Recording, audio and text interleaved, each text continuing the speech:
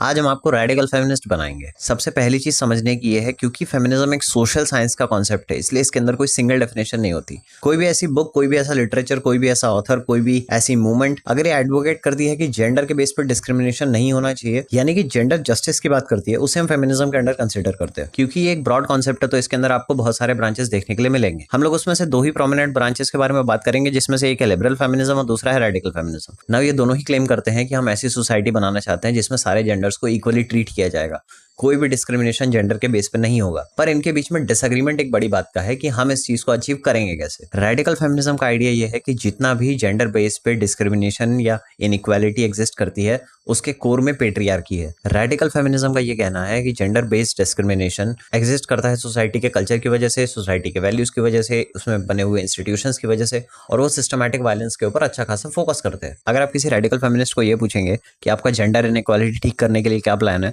तो उनके मुंह से सीधा ये निकलेगा कि हमें सिस्टम के अंदर इक्वालिटी नहीं चाहिए, हम चाहते हैं कि पूरा का पूरा सिस्टम डिसमेंटल हो जाए। ऑन द अदर हैंड, जैसे कि लिबरलिज्म होता है, वैसे ही लिबरल फेमिनिज्म होता है। उनका ये कहना होता है कि हम सोशल और लीगल रिफॉर्म्स करेंगे, हम कैंपेन चलाएंगे, हम लेजिस्लेशन ले आएंगे, इससे हम सिस्टम के अंदर रिफॉर्म क्रिएट कर देंगे, पूरे के पूरे सिस्टम को डिसमेंटल करने की जरूरत नहीं है। नाउ लिबरल फेमिनिज्म की अप्रोच के साथ में मेरी बहुत सारी दिक्कतें हैं, पर उसमें से मेरा सबसे बड़ा डिसएग्रीमेंट उनके साथ ये होता है कि अगर वो लेजिस्लेशन बना भी लेते हैं, तो जरूरी नहीं है कि वो लेजिस्लेशन ग्राउंड पे रिफ्लेक्ट करे। जैसे कि हमारी कंट्री में डाउरी के अगेंस्ट लेजिस्लेशन है, बट उसके बाद भी 95% मैरिजेस में डाउरी इन्वॉल्व होती है। सिमिलर चीज है चाइल्ड मैरिज के साथ में, चाइल्ड मैरिज के अगेंस्ट लॉ है, पर उसके बाद भी हमारे कंट्री में चाइल्ड मैरिजेस होते हैं। But even if I were to say कि चलो किसी तरीके से आपकी लेजिस्लेशन काम कर गई, जैसे कि आपने अबॉर्शन राइट्स दिए थे यूएस के अंदर, तो उसको जितनी इजीली लाया गया था, उतने ही इजीली वो रोल बैक भी हो जाती है। जैसे हमने रो वी वेड वाले केस में देखा था कि पहले यूएस के अंदर अबॉर्शन राइट्स थे, आज वो कई स्टेट्स के अंदर अबॉर्शन राइट्स अवेलेबल नहीं है, क्योंकि रो वी वेड को ओवरटर्न कर दिया गया। नाउ मैं रेडिकल फेमिनिज्म की तरफ लीन इसलिए करता हूँ क्योंकि मुझे पता है कि पेट्रियार्की इतनी डीप रूटेड है हमारी सोसाइटी में